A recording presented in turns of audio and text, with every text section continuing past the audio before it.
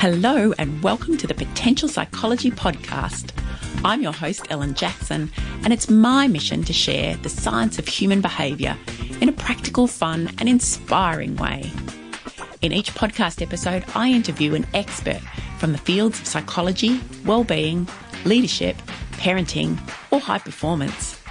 I pick their brain to uncover what they know about living well. What tips do they have for you and I? And I quiz them about how they applied their expertise in their own life. Join me as we discover simple, science-backed ways to live, learn, flourish, and fulfill your potential. Hello and welcome back to the Potential Psychology Podcast, or welcome if you are here for the first time. It's wonderful to have you here. My name is Ellen Jackson and I am your host, and I am feeling particularly relaxed and refreshed today, having returned from a week's holiday, far from work and worries, and in fact so far away that there was no Wi-Fi, no internet access and no mobile phone coverage. And I have to tell you that despite knowing that getting away and disconnecting from the world is important for our health and well-being, I am just like everybody else, I guess. I don't always follow my own good advice, but when I do, I remember how clear your mind can become, how you're able to just shed all of those things that pop around, every time that you think, oh, I don't know the answer to that, I'll Google it. Or I wonder if that bill's coming up, I'll just check my phone or my finance app, or just the habitual checking of email to see if anything's popped up, or see what somebody's posted on Facebook. Those habits that become so much part of our everyday, and when we're forced to disconnect, and I must admit I'm one of those people who does need to be physically removed to a place where I cannot, I am forced to disconnect. It really is just so refreshing, and it just gives your mind a little chance to calm down. You get into a habit of not thinking about those things, or not having those niggly little worries and ideas and thoughts just pinging around in your mind all the time. So instead of checking my email or checking things on my phone, I was unable to do any of that. I cycled and I swam and I spent time with family and I ate way too much and I snorkeled and I played tennis and we did jigsaws, and it really was infinitely more relaxing. That's one of the things that I perhaps didn't learn, but was certainly reminded of this week. So I would encourage you, if you get the opportunity, to take a break from your devices, from your work, from your email, from all of that connectivity to the things that keep our minds busy every day. Highly recommended. There's something else that I learned this week that I'd like to share with you, and that is an opportunity. It's an opportunity just for you, particularly if you are interested in learning more about positive psychology, perhaps in a more formal sense, without having to take the time to go off to university and do some further study. And not only do you get this opportunity to learn, you get an opportunity to learn from someone who taught me. Dr. Susie Green, who was not only my lecturer at the University of Sydney quite some years ago, she was also a guest in the first season of the podcast, and her signature online course launches for the first time very soon. It's called the Positivity Prescription, and it's an 8-week online program. It's designed to help you flourish, and it's based on the science of positive psychology. And Susie really is an international expert in the field. The Positivity Prescription program consists of 6 core modules based on Susie Green's 6M model of flourishing. And in each there are videos, there are articles, there are weekly challenges for you to complete in which you actually experiment with positive psychology practice in your own life. And these are all things that have been scientifically tried and tested to help improve your well-being, increase your resilience and your optimism, and help you thrive and flourish. Susie will also conduct a weekly 1-hour live in the lab session to discuss what was explored in each module and provide you any assistance that you might need on the topic for that week. And there's a Class of 2018 Facebook group that she's going to manage as well. So you have plenty of personal access to Susie, as well as modules chock full of scientifically backed resources, knowledge, articles, tips, skills, challenges, everything you could possibly need. If you're keen to find out more, and I encourage you to do so, you can pop over to the Positivity Institute website and their online shop. It's at www.thepositivityiinstitute.com.au/shop_PI. But I'm sure if you head over to their homepage at thepositivityiinstitute.com.au, you can find the shop there in the navigation bar. So I think it's time to introduce my guest for today, and here's a little treat for you. Have a listen to this.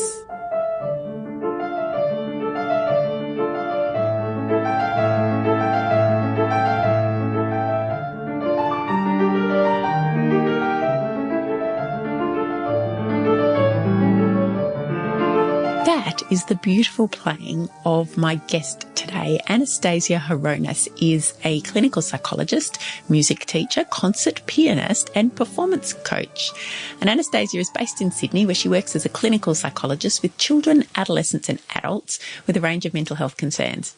She also works as a music teacher and coach, running lessons and masterclass workshops for musicians, and she's currently completing her PhD. Anastasia has performed as a soloist at the Sydney Opera House 7 times, and in 2015, after winning an international music competition, she performed at Carnegie Hall in New York. Anastasia is a very experienced performer, and that's what we're talking about today. She's here to talk to us about the psychological side of performance. Welcome, Anastasia. Thank you so much for having me. I'm really excited to be on the show.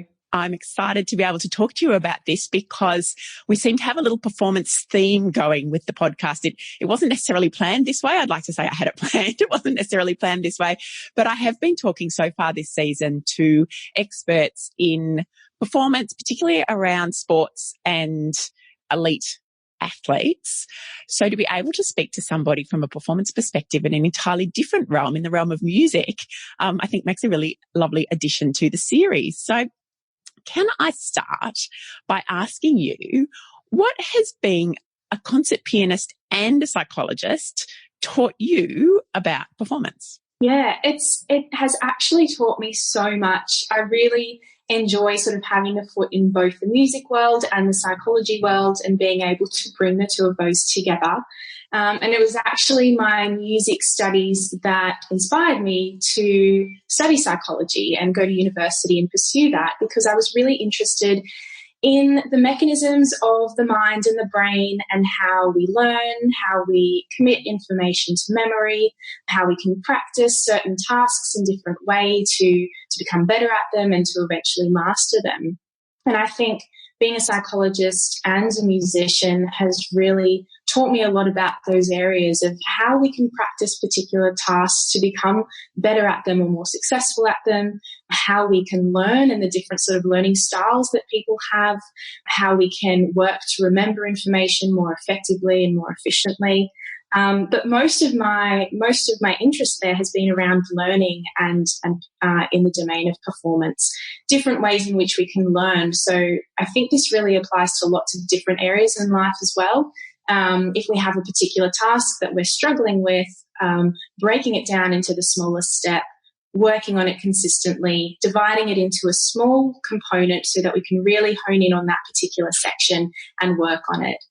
This is something that I've done a lot with my music practice, and as a teacher and as a coach, I encourage those that I work with to do the same. But even in other areas of my life, if I remember being at university, if there was ever something that I was, a concept that I was not really quite getting or struggling with, start breaking it down into the smallest task and working on it from there.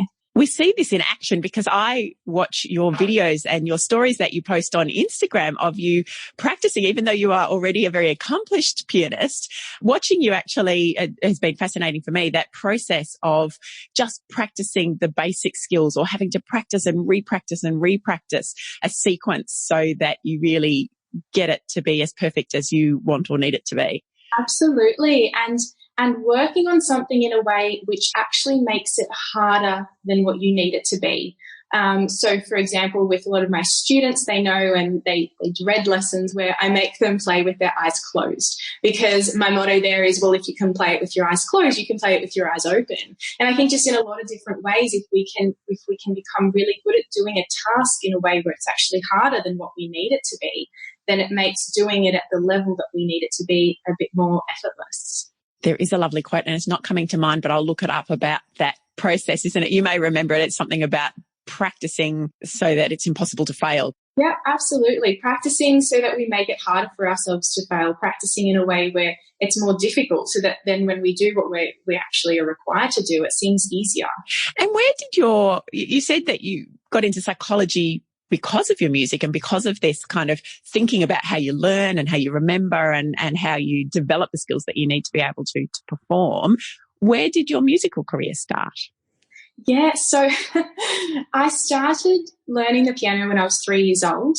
And by the age of 4, I was entering Stedfords. And then I think at 6, I had my first performance at the Opera House as a soloist. So it was something I've grown up with. It's been a part of my life since I was very, very young. I then did my diplomas in music performance. And when I went to university, I studied Bachelor of Psychology alongside with a Master's in Music. So I've always had the music running alongside my studies. Sounds like they've been very closely interwoven, particularly as you got to the university years. Yeah, absolutely. And so do you come from a musical family? Is that where this, because most of us don't start piano lessons at 3. What was kind of, prompted that? Yeah, actually not at all. No one in my family plays music, but I think it was my mother's thinking that she wanted to give me something to be a bit more occupied with. I was an only child, and she thought, well, better start now and see where this goes. And thankfully, it's been a really great process for me. And it is something that I think in hindsight has been really great starting at a young age. And when I work with students, I always think the younger, the better that they start. As a young kid, first of all, you've got maybe a bit more time to dedicate to developing your skills, as opposed to once you reach high school and there's lots of studies and other demands there. But also, kids are just really good at learning that anything you give them with some practice and with some skill, they can do it. I'm constantly surprised. I shouldn't be, but I am. And so you teach little kids? Yeah, so I'll take on students as young as 3. Yep, having had that experience yourself, I guess. Yeah. And so that learning theme came through there as well. And I know, because I've observed it with my kids as well, that they do seem to pick up things, particularly if they're interested in it. If they're not particularly interested, they'll just, yeah, whatever, mum. But if they're interested in something, they do engage in it. What, as a psychologist, what do you think is going on there? Why is it so easy for kids to learn? Yeah, I think what you just highlighted there is such a key point, making it interesting and engaging for kids. And even as a psychologist, because my PhD is in the area of working with children with intellectual disabilities, it's about how can we make the process of therapy fun and engaging. I think no matter what we want the child to be doing, making it or presenting it in a way that's going to be really fun for them, that's going to be easy for them to commit to it and they really enjoy it, is going to make them more motivated to want to then go away and practice and do it. Yeah. And is that what worked for you? Did you have wonderful teachers who made it interesting and engaging?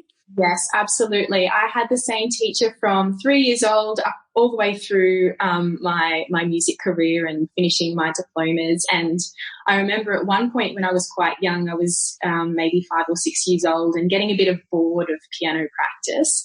And my teacher was like, okay, right, we're going to put pause on the pieces that we're learning at the moment.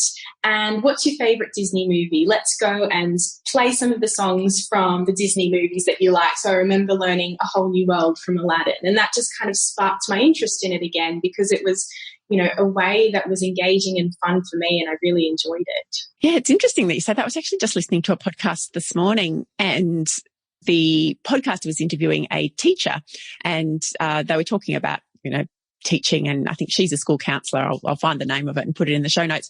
But the teacher she was interviewing was a history teacher, or is a history teacher, teaches American history in a US school. And he dresses up as the characters that he's teaching, and you could hear just in the part that I listened to, the passion that came through for him. And he talked about, why it was that he would dress up and go into class as the particular character that he was talking about. And he said that it was exactly that it was about finding a way that made it fun and engaging and interesting and used storytelling in order to kind of excite and inspire the kids. And it sounds like that has been your experience too. Absolutely. And I think it's something that's really important when working with children, but also something we need to remember even as adults, that it's important for us to keep working on tasks in a way that's going to be more engaging for us. Having that variety is really important. I know when I do my own practice, I'll try and practice something in a number of different ways, even if it might not be how it's needed to be done, just to give myself some variety and keep it interesting and, keep me attentive to what I'm doing. So those the old-fashioned notions, perhaps. I know I did a little bit of music when I was at school, and there was a tendency for teachers to suggest it's just slog. And I suppose that's the same with lots of things that we work in, that if I'll just keep slogging away at it and eventually I'll get there. But it's not how our brains really like to do things, is it? No, absolutely not. Yeah. Okay.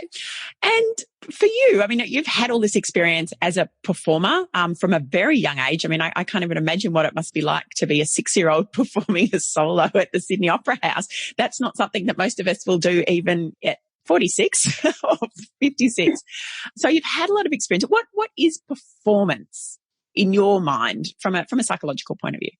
Yeah, so I like to think of performance as any sort of task or activity that we're carrying out that requires some sort of preparation or rehearsal or practice, and also has some sort of element of evaluation there. So as a performer, it's often, maybe you're going for a recital, you need to prepare your repertoire, and the evaluation that might come is, how the audience perceives it.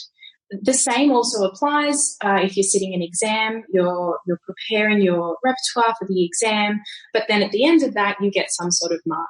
So it's got both of these elements to it. Okay. So for me as a workplace psychologist, it's all my people and myself. I include this, who perhaps delivering a workshop or a presentation to somebody. So you put the prep in, you have to perform, actually enact the task, and then you hope for some positive feedback at the end. That's your evaluation. Yeah, absolutely. And I think aside from sort of musical type performance, it's something that's quite common in our everyday life. And for many people in their jobs, they might have team meetings that they're going to where they have to, present the figures for the end of the financial year and stand up with a presentation and talk about that.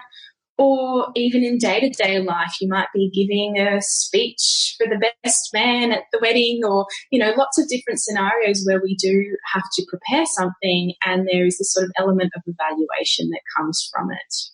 I was speaking to one of the earlier episodes for this season. I spoke to Caroline Anderson, who's a psych and also a past Olympian. And so she kind of, from an athletic point of view, phrased it as being something that you're doing in a kind of a high stakes environment. I suppose that's an element of what you're talking about as well, isn't it? That evaluation, that there's something in it that could make a difference, to your work, your career, your even just sense of self perhaps on the day. Absolutely. There's something in it. I think even as psychologists, we might be sitting in the room with a client and we've done some sort of preparation for the session, and the evaluation or what's in it is sort of how the client takes that information, how they progress with therapy, etc. So I think sometimes people think of performance in sort of this large scale sense, standing in front of a audience full of people, but even in our day-to-day lives, there is this constant element of performance that we do come across. Yeah, I'm starting to think over all the kind of individuals that I work with and workplaces that I work with, and even perhaps the customer service staff who, might be sitting at the front desk and they have somebody come in, unhappy about a situation or the service from the organisation, and the individual therefore has to kind of, in the moment, front up, be able to perhaps calm the individual down, explain what the situation is, and then the evaluation component would be what the outcome of that interaction might be. Do they go away happy or do they not? Yeah, absolutely. Okay. So what is performance anxiety? Yeah, so performance anxiety is this sort of nervousness or anxiousness that people might feel in anticipation before actually carrying out that performance, and also sometimes during the performance as well. So for some people, the nervousness will be there just beforehand, and then once they actually start to deliver that speech or they're in the performance, the anxiety kind of goes and they can really focus on what they're doing. But for other people, it does kind of carry through the performance as well. And that's often when it can be quite unhelpful. Okay. And when I'm thinking about my own experience, I had to deliver a workshop recently and, I do this fairly frequently now. It was a big group. It's about 120 people, I think. Not the biggest group I've spoken to, but not the smallest either. And I always, and I've used this analogy with my son who has been performing particularly in the sporting arena lately. And I say, you need those nerves, you need that energy to be able to perform. If we didn't have that kind of stress response, then we wouldn't ever do anything. We'd lay in bed all day. I don't know. But we kind of need that performance. And I actually, and it's unusual for me, but in this instance, some of those nerves did carry through. I could hear it in my voice. I could hear that kind of nervous tone. And my mind started suddenly going into that.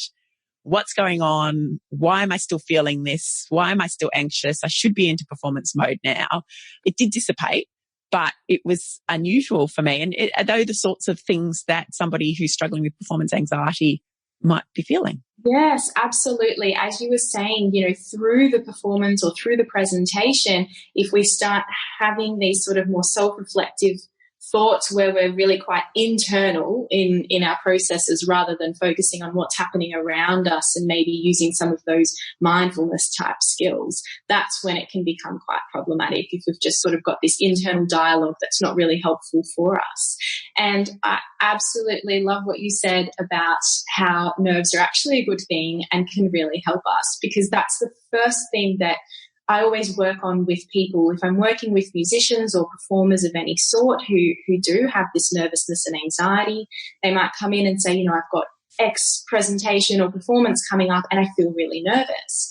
And my response is, well, yeah, okay. And, people have this misconception that nerves are a bad thing, and they're really not.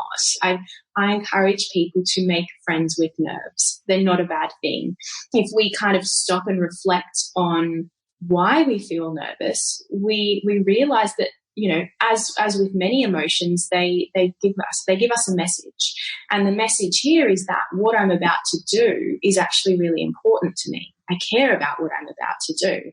It's of importance. That's why I feel nervous. I've maybe dedicated a lot of time and energy into preparing this performance to go out on stage and perform it. And I want people to like it. And I want, them to clap at the end and to think that it was great. I really care about what I'm doing. That's why I feel nervous.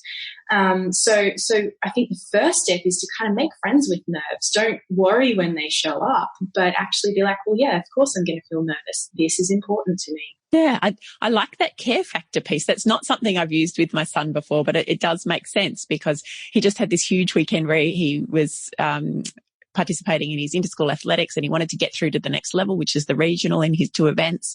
He then had a basketball grand final, which, they've had a really big season. And these are little kids. He's 10, but, in his world, that is really important. And it was kind of important for the families too. We've invested a lot of time into the season.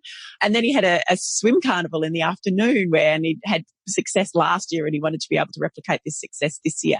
And we did talk about the role of nerves in performance, and the fact that he needed them. But that element of, I feel nervous because it's something I care about, it's something that's important to me is something we hadn't touched on. So I'll use that as a strategy next time. Yeah, absolutely. I mean, if you were to go out to the swimming race and not really care if he came first or last or what his time was, he probably wouldn't feel nervous. If it's something we don't really care about, we don't have those same nerves. So I like to try and reframe it as, well, of course I'm going to feel nervous. This is to be expected because I really care about this and it's really important to me and who I am and the things that I want to achieve. And do you find that helps people when you're talking to them and just giving that kind of, I suppose, a different way of thinking about it? Is that the first step in helping to relieve some of that performance anxiety? Yes, absolutely. I think for a lot of people, it's not something that they've thought of before. They've always had this misconception of nerves are bad. So when nerves show up, I start thinking, oh my goodness, I feel nervous. This is not good. I'm going to start to shake, etc., etc. So it's basically just reframing that relationship that we have with nerves and not seeing them as something detrimental or bad or that might hinder our performance, but that can actually really help us. Yeah, and I guess that's something that we don't see, if we're watching somebody perform, we don't see the nerves necessarily, particularly if they're an accomplished performer and they've been able to develop the skills to kind of overcome that anxiety initially.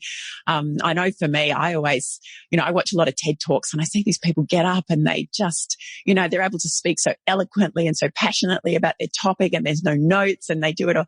And I often think, you set your own internal standard and then think, oh, well, when I get up and speak, I should be able to do that too. And then I can't. But I have to refer to my notes or I do, feel like I stumble. And, those sort of expectations, I'm guessing, play a role in this as well. Yeah, absolutely. I think comparing ourselves to other people or expecting us to do something perfectly. And when we think about performance, whether it's giving a workshop or a presentation or a recital on a stage, there's no such thing as the perfect performance. There can be really great performances, and there can be performances where we make mistakes and it doesn't go so well. But there's really no perfect performance, especially in the sort of music world where, there's lots of different interpretations of things. And sometimes some people in the audience may like what we do and sometimes they won't. And that's just what happens. We don't necessarily like every single song that we hear. So we shouldn't maybe expect everyone else to absolutely love what we do. Yeah, that's a different element, I guess, for musicians and performers, perhaps in some of the arts that may not apply as readily to athletics or sport. If you've come first, second or third in a race and maybe you don't feel that you've run the best race that you could have, but from an outsider's perspective looking in, you say, yeah, they came first. That's great. But yeah, for something like music, you're right. There's a lot of different and nuanced interpretation. It's not as clear cut. Does that play a role in people's kind of anxiety? Is that an issue for performers in those domains? Well, it can be. I think often that comes about more for people who are of quite a high level, so maybe already have a somewhat established career in the music industry. There are certainly times where people may be involved in competitions, music competitions, and again, that can be really tricky because it's not just who crosses the finish line first, but it's all about interpretation and technique. And do the judges like your interpretation? And one judge might like yours better than the other person's, and vice versa for another judge. So there is always this element of ambiguity and interpretation that's involved with music performance. And I think to a degree it's something that we just need to be accepting of, that we won't always give a performance that every single person in the room will think is absolutely brilliant. Just as if we were listening to a song or a performance, we might have our own ideas and interpretations about it. Yeah. So we've talked about the role of nerves and this kind of anxiety that you might have before you perform a task. Where does that go wrong? Where does that become really problematic? Yeah. So I think first way in which it becomes problematic is when people put too much negative emphasis on that nervousness. So they notice the nerves show up for them, perhaps before a performance or a recital, and they interpret that in a really negative way, thinking this is going to have a negative impact on me. My hands might start shaking. I might, if I'm singing, I might forget the words or I might forget the notes. And what if nobody in the audience likes what I do? Or what if I don't pass the exam? So it's this really anxious thinking style that comes up, but it's got that negative element to it, as opposed to thinking of, well, actually, nerves can be really helpful for me. We know, so I think one of the important things to do is educating people about the role of nerves. We know that nervousness can actually be really beneficial. If we have rehearsed what we're doing to the point where we are quite good at it, then nerves will help us on the day. And I think this is where it can go wrong for some people. They maybe are doing the practice, they're putting in the hours and the dedication and the rehearsal time, but then when they get on stage, they don't give their best performance. And that's where we really want to try and intervene, because there's no point giving the best performance when you're at home in the living room and no one's there to hear it. You know, when it really counts is when you're on that stage. So that's what we've got to be working towards. So it's about shifting this mindset around nerves and actually realizing that research tells us they can really help us. I know from personal experience that the times I have been most nervous have actually been my best performances, and vice versa. When I have been not really nervous at all, they've probably been some of my worst performances. So nowadays, and in the last few years, I would, if I noticed I wasn't quite really that nervous beforehand, I would purposely sort of rile myself up beforehand. So, you know how many people, if they're anxious about something, they'll sort of shake their leg. If they're sitting down, they'll sort of shake their leg. I used to sit backstage and do that, like shake my legs to actually create a bit of psychomotor agitation. That's it. I wanted to induce the sort of that energy that comes from nervousness. And when I was young, my piano teacher would actually tell my mum that the morning of concerts or competitions, I would have chocolate and Coke for breakfast. Because as a little kid, I didn't maybe understand the situation and perhaps the stakes to really feel nerves. So I'd get that energy in other ways by eating chocolate and drinking Coke. So you probably thought that was pretty good. Yes. I know my kids would. So there is really something to be said for just channeling those nerves in the right way, and that they can be really helpful for us. Okay. So I'm interested because, as I said before, you know, that instance I had recently where I was feeling more nervous than I ordinarily would, and I did hear that kind of nervousness in my voice, and I felt the sweaty palms. And my thought processes, and it was internalizing. I was starting to think, but I know, because I'm a psychologist, that if I allowed my brain to follow down that path, it was going to make it worse, not better. So how do you advise people to kind of harness that thinking side? Because it is that it can lead to panic, can't it? And actually then, you know, completely stop your performance in its tracks potentially. Yeah, absolutely. And that's, you know, that stop and freeze kind of moment is something that some performers have experienced if they do have that really bad anxiety, forgetting the notes or forgetting the words when you're on stage. And unfortunately, this is a really strong negative emotional experience that we can have, and it can stop people then going on to perform again. So in the moment, during the performance, we really want to be harnessing those mindfulness skills. So being in the moment, very present and without judgment. I'm not judging what I'm doing. I'm trying to do the best that I can. I'm doing what I've rehearsed lots of times over, but really focusing on those external aspects. So often when I'm performing, I sort of described it once as I'm not really thinking, but I'm just sort of singing along in my head to what's happening. And it's that sort of mindfulness that we really want to utilize, just being really present. If it's a music performance, present by listening, not having that internal thought process. Something that can often come up for people is, and I know this has come up for myself as well, if there's a particular spot where maybe we've made mistakes in the past, or a particular spot in the music that's quite challenging, kind of 30 seconds beforehand, we start thinking, okay, there's that place, it's coming up again. I hope I get it right this time. What if I don't get it right? And that, you know, the more we think that, the more likely we are to make a mistake. So trying to some extent, shut all that thinking down, shut that worrying down, remaining in the moment, and perhaps finding something. So you said for musicians that might be listening to the music, finding something that kind of anchors you in that moment. Yeah, absolutely. Absolutely. And I think a big part of this process also happens before the performance. So not just while we're in there trying to sort of manage any of these thoughts, but setting ourselves up right. So I think this is something that's often done in sports psychology as well, but this process of visualization before going and performing. So I often encourage people to start this maybe even at least 2 weeks before a performance, but closing their eyes and imagining them going out and giving that performance the best they've ever done it. Because if we've had experiences where performances haven't gone well for us, those are really strong negative emotional experiences. And we know that the brain is, not always the best at distinguishing between what's imagined versus what's real life. So we want to create really positive emotional experiences. So when I do this for myself, it's in a very detailed way. I'll close my eyes, imagine me sitting backstage before going out, looking out into the audience, noticing the shining lights, really using those skills to notice what that scene might look like. And then imagining myself giving the best performance I have ever given. And at the end of it, the audience stands up and there's a standing ovation and they throw flowers onto the stage and all the rest of it, which, no one's ever really thrown flowers on a stage before for me. But it's just inducing this really positive emotional experience.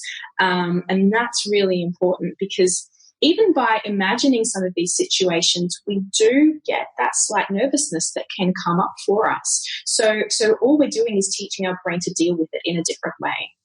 Okay, so attaching positive emotions and positive thoughts, I guess, to those physical feelings. Yeah, absolutely. Okay. I'm going to try that now. I do imagine myself giving TED Talks. Fantastic. That's nice. I'm not sure I do it in quite the level of detail I need to, though. So I think that's what I'm going to work on is actually doing that kind of real level of detail where I get down to the nitty gritty. My brain gets a bit bored really quickly and it goes, yeah, we know all that and moves on. But yeah, I'll try a little harder, see how I go. And I think when I do it and when I do it with musicians, it's not necessarily mentally rehearsing every single note you might play, but the overall sense that you want. So I'll imagine that my fingers are sort of really effortlessly playing along the piano and that all my musical interpretation is really fantastic and that there's lots of emotion and dynamic and all the rest of it, rather than actually imagining me playing every single note. Okay, so it is very much conjuring up the feelings and that kind of deeper level. Yeah, okay, I probably do that, I think. I'm going to think about that now. You've given me something to work on for my next presentation and think about how I get into the kind of, and I guess that's mental rehearsal, isn't it? That you talked about the importance of practice and physical rehearsal, but that's a mental rehearsal process that goes along with it. Absolutely, because the physical practice will only get us so far.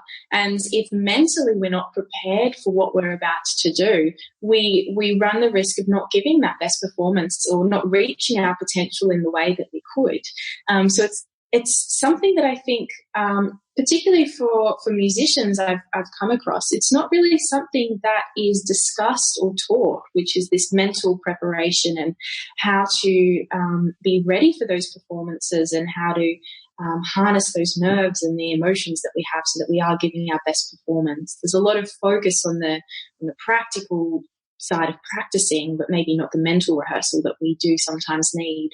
There's not enough psychologists in the musical field, obviously.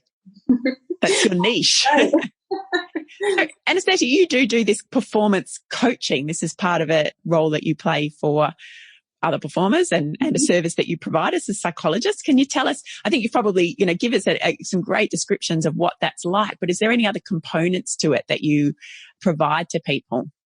Yeah, absolutely. So a lot of what I've discussed around changing our mindset, understanding what nerves are, how they can help us, how they can sometimes not help us, and really applying that to the individual person is what I work on doing. And then using those sorts of strategies to assist them to give their best performance possible. So working on mindfulness skills, teaching the person what is mindfulness and how can we apply it to these particular performances, doing the sort of mental rehearsal and preparation, looking at challenging any sort of unhelpful thoughts and cognitions that might pop up for us beforehand. I often work with people as well who have maybe a little bit more severe anxiety before these performances on making a bit of a list of a reminder of, well, actually, look, I've dedicated so many hours to lessons and so many hours to practicing and all this time and effort that I've put in and all these great performances that I've had in the past, because we can sometimes fall into the trap of having this negativity bias. So if there's, one performance that didn't go quite well, we really focus on that one and forget the 10 or 50 or however many that actually did go really well. So sometimes just before going out on stage, having that little list to read through can be quite helpful, or even some sort of little mantra to remind yourself of, just some sort of positive encouragement beforehand. So I work with people looking at how can we apply these skills in a way that's going to be most helpful for them. Okay, beautiful. That self-talk component, just as you were talking about that, I was thinking, that's part of what I do before I go up and speak in front of a group, is that little message, you know what you're talking about, you can do this, you've done this plenty of times before. Yes, absolutely. It's so important to remind ourselves of that. Yeah. Okay, so wonderful. And as you said earlier, these are all skills and knowledge and tips and tools that can be used not just for musicians or people who get up on stage, but for lots of different domains in life. Yes, absolutely. If you've got, a team meeting where you're a bit nervous about giving a presentation, running it through in your mind beforehand, imagining it going really well and what that outcome might be like. Reminding yourself of successes that you've had in the past if you've got something coming up, or times where you maybe have spoken in public or run a really good workshop or session, and it's been really well received. Just keeping a little notebook or a little list of these things to remind ourselves of them. That past success thing is so important, isn't it? That, counteracting that, as you say, the negativity bias. I was speaking to a colleague the other day about giving presentations or workshops and getting feedback at the end, and how our brain automatically focuses on, you might get 20 pieces of feedback and 19 of them are really positive, and you get one that is, not even particularly negative. It just might be slightly negative, constructive feedback, but your brain just automatically goes to that one and dwells on that one. And, why did they say that? And what did I do wrong? And we do just discount all that positive feedback and information, don't we? Yeah, it's so easy to do, to just sort of put all the good stuff aside, all the good feedback aside, and really focus and dwell and ruminate on that one negative feedback, comment, or experience that we've had. Our crazy, unhelpful brains. Now, we've talked a lot about the performance role that you play, or assisting people with performance as a psychologist, but there's a related concept, which is social anxiety, which I believe you work with individuals as part of your more clinical psychological practice around social anxiety. What is social anxiety? Yeah, so social anxiety is very related to this performance anxiety that we've been talking about as well, particularly in the way that we maybe expect or perceive negative judgment or evaluation from other people. So in the performance sense, we might be worried about how the performance goes and how other people might evaluate us. But in terms of social anxiety, we're thinking about being worried about how other people in a social interaction or encounter might judge us or might think negatively of us. So it's really about working with individuals who have that social anxiety to challenge, again, that unhelpful thinking, working from more of a cognitive behavior therapy framework, and working on these internal processes that can happen as well. So if we're, at dinner talking to some people, instead of being engaged in the conversation, someone with social anxiety might be thinking, oh, I've got nothing interesting to say. What if they don't like me? What if they're judging the clothes that I'm wearing? What if they can notice that I'm feeling anxious? So we have this internal process that goes on, which unfortunately can sometimes reinforce what we're worried about. If we're worried about coming across as perhaps not interesting or not having things to contribute to a conversation, the more we withdraw from the conversation and focus on what's happening within ourselves, the less we will have to contribute. Yep. So it can kind of reinforce itself in a way. So it's about breaking this cycle and helping clients to see how that cycle develops and how we can break out of it. It is interesting, that notion of social anxiety. I did actually listen to a podcast, I think it was the psychology podcast recently, with Dr. Ellen Hendriksen was talking about that concept. And she said, that this getting so caught up in our own mind, and it does parallel what you're talking about in terms of the performance anxiety, isn't it? Sort of noticing the nerves, noticing what you're worried about, starting to get caught up in those thoughts, letting that run away with us to a point where we can't perform, whether that's even in a conversation versus being on stage. Yeah. And in the performance sense, it's more about worrying about the performance that we're giving and how that's perceived. Whereas in the social anxiety sense, we're worried, it's more personal in a way. We're worried about that personal judgment. What will they think of me? What will they think of what I'm saying? How does this reflect on me personally, as opposed to how does this reflect on the performance that I'm giving? Okay, so real sense of personal judgment. Absolutely. And that, I can imagine, would be very limiting for people who are really struggling with this. It would make life very difficult. Yes, it makes it hard to make friends. It makes it hard to go to the work drinks after work. It makes it hard to engage in conversations with people. It makes it hard to maybe go out and date and find a partner. It can really limit people if it is quite severe.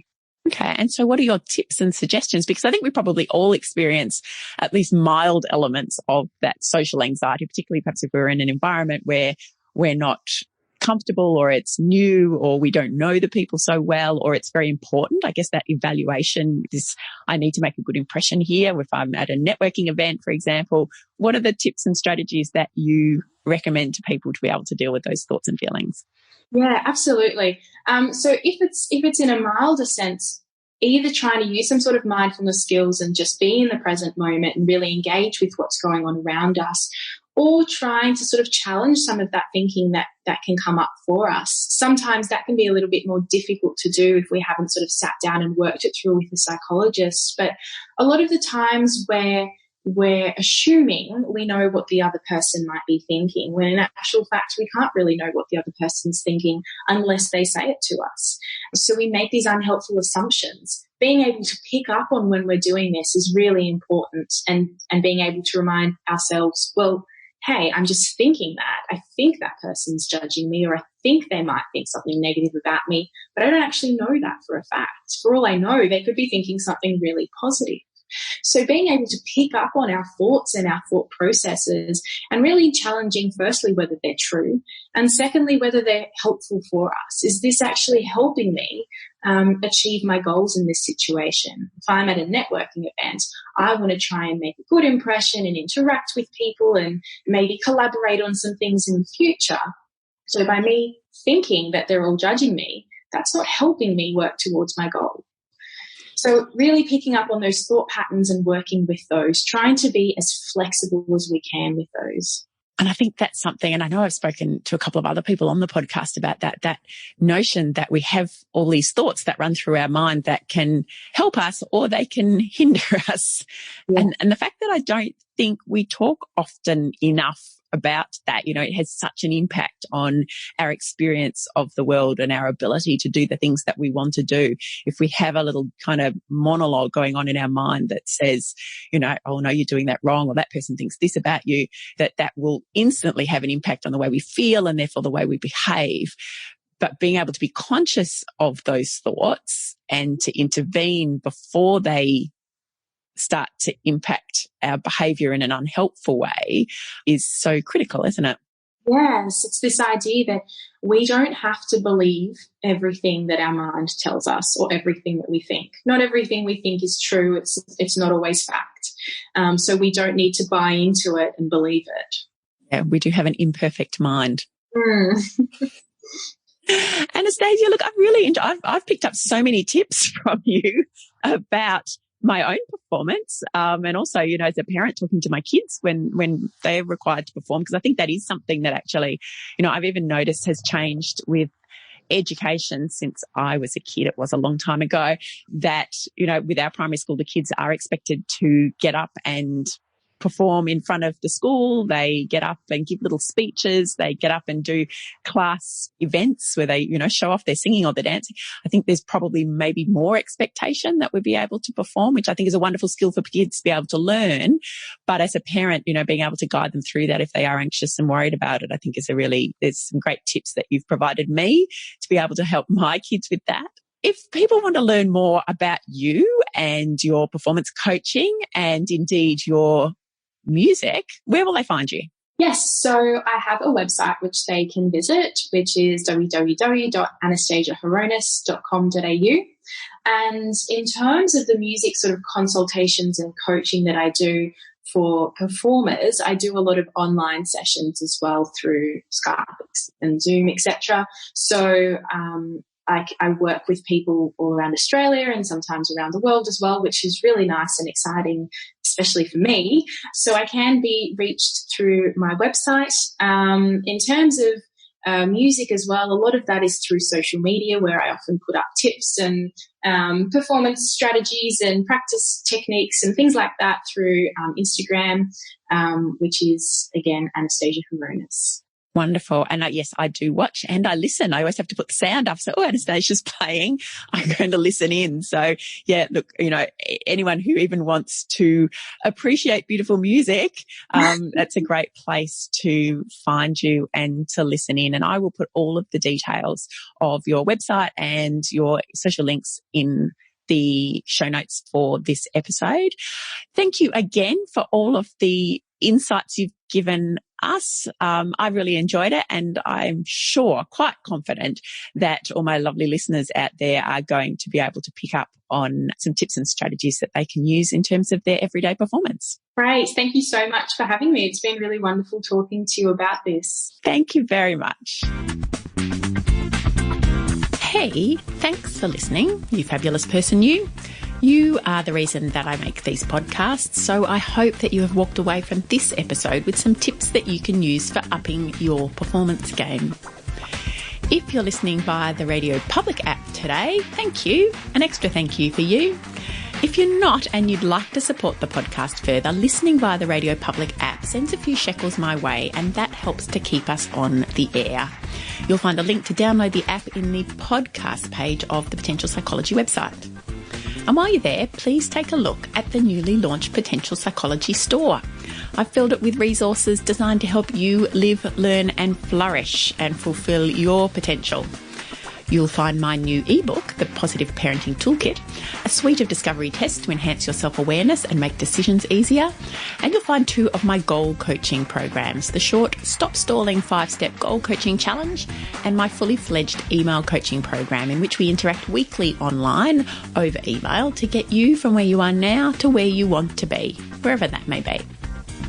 If you get a moment, I'd also love it if you can take the time to rate and review the podcast in iTunes. I read every review. I love receiving your feedback, and it really helps us to know where we can improve. So it's time to find out what we're doing for next week's episode. My guest for next week is Dr. Melissa Moreau, who is a fellow coaching psychologist with a specialist interest in well-being and performance at work.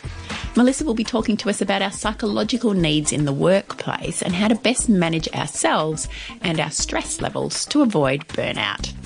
Please join me for that interview next week. As always, thanks for listening. Have a great week, and I look forward to being with you next time.